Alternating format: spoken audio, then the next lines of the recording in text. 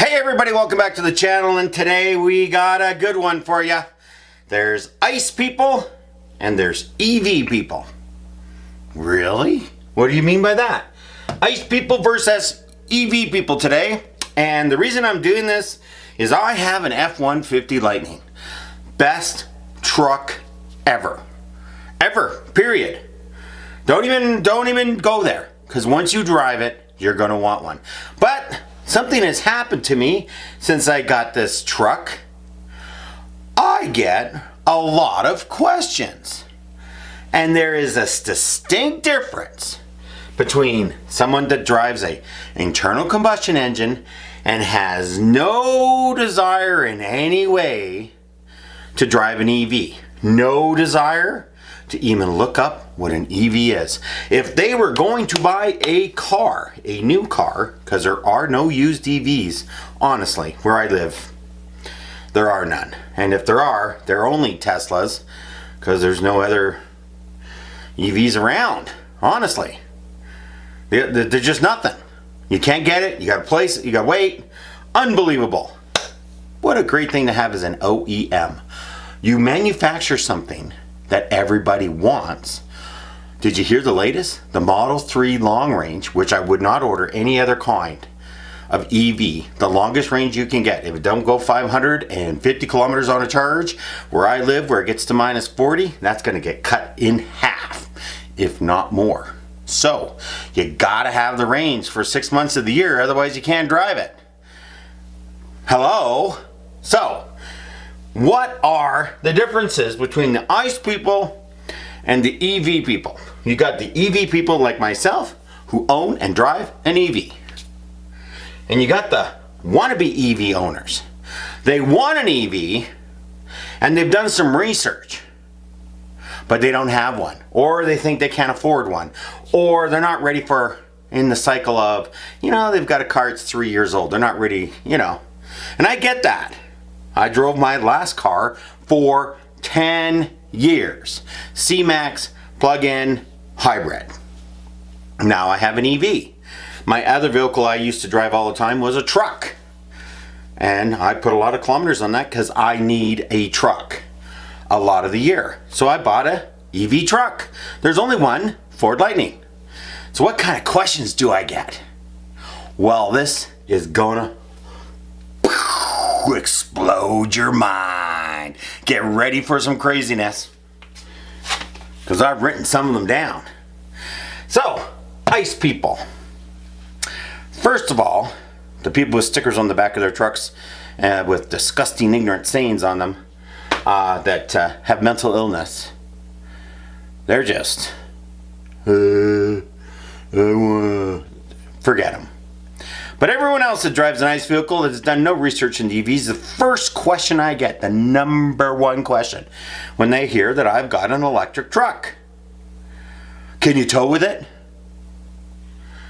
And I find this question ignorant. Of course you can tow with it. It's a truck. I can hook anything I want to it that I could hook up an F-150 with. A normal F-150, Dodge 1500, Silverado, you name it. If you can hook it up, you can tow it. Simple. And not only can I tow it, I can accelerate faster. I have more control. The torque is instant. I can tow 11,500 pounds and take off and not even feel it. The guy next to me, first of all, if he's using an F-150 to tow 11,000 pounds, you should have your head checked. I should have my head checked if I'm hooking up 11,000 pounds to my Lightning. No, it doesn't matter what it's rated for. What do you use the truck for? So can you tow? Absolutely. I can tow anything up to its weight guarantee. No, you can't do a fifth wheel, because you're not doing a fifth wheel in an F-150. Think about it. If you have an F-150, what do you tow with it? First of all, I like to let everyone know that 8 out of 10 truck owners do not tow at all. I drive the roads a lot. Pass a lot of trucks. I pass a lot of F-350s souped up with the big wide one. They're not towing with that, ever. I just destroy them when they try and race me. Just like I'm gone. Anyways, so the first question from the ice people is always, can you tow with it? The second question I always get from the ice people, well, can't drive across the country with it. Well, first of all, if I was going, say, Vancouver to Toronto, which I think is about a 6-hour plane ride. No, it's a 5-hour plane ride. Why would I drive that? I get no one wants to fly right now, but honestly, are you going to drive that? Second of all, I can drive my truck across the country. Absolutely no problem. Yes, it's CCS. It's not a Tesla. Do with a Tesla, no problem. Tesla charges all the way along the way. I can drive across the country. It's not an issue. And people go, well, what if... The next question I always get, well, it's not an issue. You can drive across the country. Then you know what the next question I get from the ice people? Well, where would you charge it? Do you not know that electricity comes out of every outlet in the country? You got your 120s, your 240s, and your fast charging, and your super fast charging, and your incredibly fast charging. Every outlet ever. You got an outlet, you can charge. Can't do that for gasoline. Gasoline can only be bought at a station. So you better be near a station when you're running out of gas. Because I always respond, what do you do when you run out of gas? I go buy some. When I'm getting low on electricity, I plug in. I go buy some if I was driving across the country. Honestly, if I have a EV, I'm not driving across the country. Honestly. I don't think I want to. Not at my age. Maybe if you're young. Like when I was young, I'd fill my car up with gas and drive in, I'd pee in a bottle. Drive across the country. I went from Calgary to Toronto non-stop. Only thing I stopped for was to go to the bathroom, get something to drink. So I had to go to the bathroom and fill up. And I had a vehicle that got very, very good highway mileage at that time. I think I got close to 1,200 kilometers. Yeah, it was a K car. Dodge Spirit. Whew. Man, that thing got great highway mileage. Great highway mileage. Man. Whew. Could never, always had to stop, go to the bathroom before I ever needed gas, let me tell you. You know, I can't drive for 10 hours straight. I tried. Just can't do it. Without stop, I have to go to the bathroom. You can drive the 10 hours, but woohoo! So that's what I get. Well, what are you going to do if you drive across the country? Well, one, you're not going to. Two, if you want to, Trans-Canada Highway has 150 kilowatt CCS chargers all the way along. Federal government paid Petro-Canada to put them in. Look on your PlugShare app. In my city, there's only one. And heading north, there's none. Yet. So, that's going to be an issue. But honestly, ice people think you can't charge at a regular outlet. Got a dryer plug? That's a I can plug into a dryer plug. That's 30 amp. I'll get 5 kilowatt hours an hour added to my truck. That's amazing. That's without doing anything. I don't need a special charger. Don't need nothing special. Nothing special at all. Every house has one of those. I don't get it. The next thing the ice people, and I really just I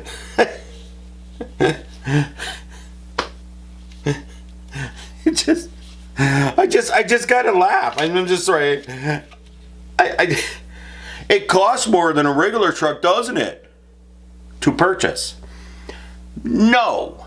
My F150 Lightning, with the options that it has, was cheaper than a current F150 Lightning. That's right, it was cheaper. Now, all vehicles are going up in price. Tesla's been putting their prices up every other month for the last 18 months. So I don't want to hear any complaint about prices going up on vehicles because everyone is doing it. So, I paid the same. Let's say the same. Got a few extra options, ceramic coat on the windows, 3M on the front and the sides, and I put mud flaps on and I sprayed the bed. Because I haul. I'm doing a sod, grass, dirt run for somebody today that needed help. They don't have a truck. Hello, it's going to fill it up. I bet you there's going to be, we're going to get to 700 kilos back there. Yeah, we're going to get to the limit. Ice people don't get it. They're not even interested in understanding how much money I saved the first month driving my truck. Now, it was a perfect storm, people. If you're watching this video and you're hearing me say this perfect storm, gasoline averaged $2 a liter where I lived for the first month that I owned the truck. I went 5,000 kilometers the first month I owned the truck. I just went and drove around because it was fun. That's 100 kilometers. So my previous truck averaged out 16 liters per 100. Actually, the little dial, because I haven't sold it yet, is 16.5, and that's just what it ran. 400K worth. I saved $1,543. If you watched my solar video, you saw my electricity bill for the month was $21. I powered my house, I air conditioned my house, I do have solar panels, and I powered my truck for 1 month for $21. So let's just say the solar ran the house. Of course there was excess. I ran my truck 5,000 kilometers for $21. I saved $1,500 easy, if not more. But rounding it down, rounding it up, different prices. Now gasoline is down. At the filming of this video, gasoline's $1.45. It's not $2 anymore. That's why if you watch my inflation video, go look at it. Inflation's over, people. So the EV people that have an EV or want one, there's none to buy. You want a Lightning? I put my deposit down 3 years ago. And I put a $5,000 deposit down. I wanted to know, I was serious. I wanted this truck. That was a lot of money. I was like, ooh, wonder if I'm ever going to see the truck. 2, where else are you going to get it? And honestly, there's other EVs coming out right now, and they got short range. This is the number one thing ICE people talk about. Big time. Oh, it doesn't go 800 kilometers on a charge. Well, not very many vehicles go on 800 kilometers on a tank. My Lincoln MKZ never, 600 max, 543, 550 most times is all it got in it. It was 13 liters per 100. Come on. So, this is key, range. But EV people never talk, even ask. So what's the number one question an EV person asks me? And trust me, people have pulled up beside me on the road. This just happened to me yesterday twice. I'm driving down McLeod Trail. Now I know if you're watching this video around the world, you don't know what that is. It's a 3-lane road, 4-lane road in some sections. There's one section that's 80 kilometers an hour. It doesn't go over 80 kilometers an hour until you're out of the city. It goes from 40, 50, 60, 70, 80. I'm doing 80. I'm in the middle lane. There's a car in front of me. I can only do 80. Now the left-hand lane's clear. I guess could have popped out and sped, but I wasn't in the mood. A truck pulls up beside me. And I mean right beside me. And I look over. The window comes down. It's a Dodge Ram 3500. Probably 2 years old. Diesel engine, everything. And the guy's swerving. He's like, hey, wow, you've got a Lightning. Where do I get one? It's made by Ford, right? And his wife is sitting there and she's just rolling her eyes and she's waving. And he goes, I want one so bad. And I'm like, go to the next light. And there was a light coming up, so I stopped. He stopped short because there's no cars in front of him. And he's like, oh man, this is just awesome. I want to get one. He goes, what did you used to drive? And I said, what you're driving? I used to drive a Dodge Ram 1500 4x4 with a 5.7 liter Hemi. Thank you very much. Best truck ever made as far as I'm concerned until I got this. A lot of factors in that. So EV people, first question. I haven't got to it yet. How fast is it? That's the first question. They don't ask anything else. How fast is it? How can you go from 0 to 100 kilometers an hour, and how fast is it? What's it like passing? It's all about speed and acceleration. I've been told for years cars are made based on speed and acceleration. And I always said, no, efficiency. No, speed and acceleration. Well, first of all, the Lightning goes from 0 to 100 in 4.5 seconds. I timed it. Yeah, timed it. Well, I didn't time it. Someone else had a stopwatch. And I said, go, and I floored it. As soon as it hit 100, because they could see the dial, they stopped it. I was looking at the road. I just kept going, and they yelled out, "You're over 100." And I was like, holy crap, I'm over 100. It was crazy. So that's the first question I get from EV people, or people that want an EV. You know what the next question I get? Can I see the frunk? How big is the frunk? I gotta have a frunk. Does it have a frunk? They like want me to pull over on the side of the road, get out of the truck, and open the frunk. And I'm just letting you know, the frunk on the F-150 is the biggest, nicest, most amazing frunk I've ever seen. And I even came up with a way for them to save some money, about $200 a truck and 200 grams of weight. And I sent it to them. But it's all about the frunk and the storage and blah, blah, blah, blah, blah, blah. It's amazing. They don't care about anything else. They just want storage. Oh, look what I can put in here. Oh, I can do this. Next question I get. How many things can you plug into it? And I'll show them the 4 outlets in the front and the 4 outlets at the back and the 220, 240 outlet in the back. And their heads just kaboom. They're amazed. And then they go, how do you charge it? And at home.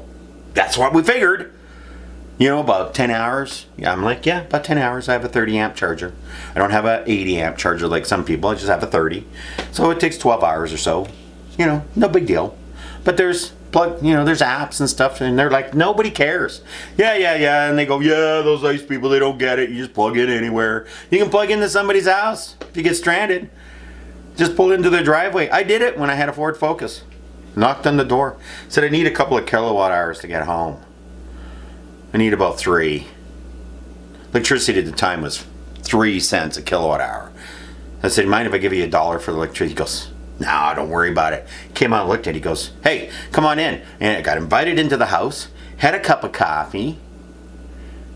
I sell real estate. Ended up selling him a revenue property. As soon as it had my 4 kilowatt hours that I needed to get, I let him take it for a drive. He's like, I gotta get me one of these. And guess what he did? He actually ended up buying a Tesla Model S. Because, like, it was in an expensive neighborhood. The guy had money. I couldn't afford a Model S. Still can't. So EV owners. The next thing they go, and it's almost number one. But I mean, after they got the frunk and the power outlets and, you know, how fun is it to drive? How fun is it to drive is the next question. And all I gotta say, it's fantastic. It's amazing. If you're in a situation where you just gotta pop around somebody or get away from somebody. I had somebody weaving on the road like this the other day. Because you know what they were doing? They were on their phone texting and trying to text and drive at the same time. That's right, I could look over, I could see it. And it was going in and out. And I just, like, there's nobody in front of me. Speed limit was 60 and I just popped it. I mean, I went from 60 to 80. I was 4 cars down, slowed back down to 60. I didn't have to worry because there was cars. Like, I didn't want to be beside that guy anymore. I was gone. I switched lanes. Like, hello. And the people behind me, I'm sure they were like, well, where did he go? And that's what a lot of people say, where did he go? So here's the difference between ICE people and EV people. EV people are excited about the future and want new technology. It's very similar to when the BlackBerry came out. Everybody wanted one. You couldn't get one. Everybody wanted one. You know what people said at the time? Nobody's going to pay that for a phone. Well, let me see. The latest iPhone came out. It was $1,300 or something like that. Sold out. Can't get it. The new Google phone came out, which I have. Sold out. Couldn't get it. Had to wait. And I did. I waited. I used my old phone until the new one came out. And trust me, that old phone was 4 years old. This is new technology. And everybody's going to want one. Because every person that's driven my truck has gone down and given a deposit to get a truck. If they want a truck. The only bad side, and I really got to kind of slam some people out there. The ICE people have it right when it comes to this. There's no fast charging everywhere for the CCS. And quite frankly, I don't understand why they should all be one standard. The Tesla, just use Tesla. They got the most cars. Adopt it. Thank you. For us that already have CCS, make an adapter so we can use the Tesla ones. But when it comes to smaller car SUV types, there's only one choice in the marketplace. The Bolt is a joke. It does not go far enough. It is an incredibly small car. In my country, it's almost 60 grand. Can you believe this? Oh, I can't believe it. Saw one the other day and they paid $58,000 for it. For 378 kilometers of range. It's the longest range they could get. I said, you are not going to be happy in the wintertime. Luckily, they have another vehicle that they use. Ford Expedition. Wow, there's a gas guzzler. Anyways, they're just not there. The Iconics, the Bolts, the whatevers. There's only one car company that makes an SUV car type that goes 550 kilometers on a charge. They gotta do this. The warm weather people will buy these things up. You're not using air conditioning, you're gonna get your 350, 370. You know, it's fast charging, it's not very good, but you know what? Still, you can make it work. But where it gets cold, where it snows, where the climate changes, I have minus 40, I have plus 30. I can go from minus 20 on a Monday at 9 o'clock in the morning and be plus 20, this is all Celsius by the way, by 5 o'clock in the afternoon because the Chinook will roll in. This happens on a regular basis. I can go from plus 15 driving around, and by the time I get home, say I had to make a trip, a long trip, say a 500 kilometer trip. By the time I'm driving home on that 500 kilometer trip, it can be minus 30, snowing, and blizzard.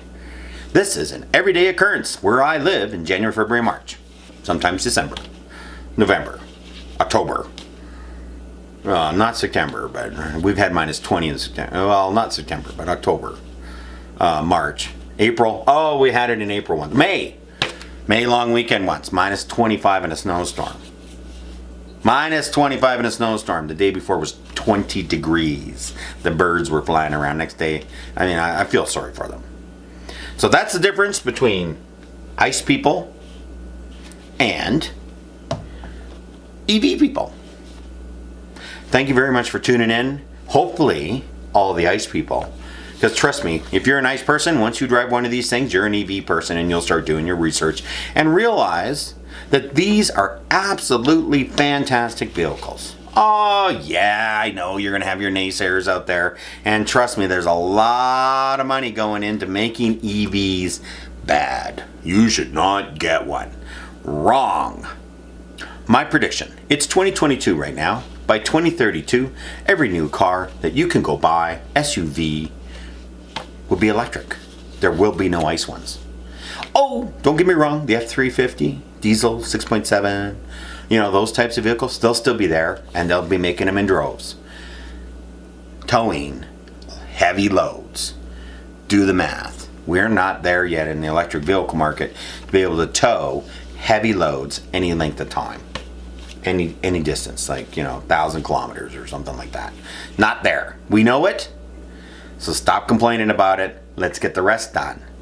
And then for the next 10 years, we can work on how to get that super duty, heavy duty type truck electrified. Hydrogen's not clean in any way because we don't use clean oxygen to burn it, and NOx is a problem, so I really don't think that's a solution. They promote it, but it's a waste of time. Anyways, I'm rambling on. Thank you for tuning in. I hope you love this ICE to EV people, because the ICE people don't get it, don't want it, and quite frankly, are ignorant to it. The EV people that have one are happy, joyous people. The people that don't have one and want one, happy, joyous people. Wow. Maybe those ICE people should come on over to the EV side, and be happy. And yes, you gotta have the resources to do it. I saved for 3 years. Peanut butter and jam sandwiches and craft dinner for 3 years so I could get myself an EV. Saved $1,500 last month. Maybe I should go get myself a ribeye. Talk to you soon, and have yourself a great time, and I'll see you in the future.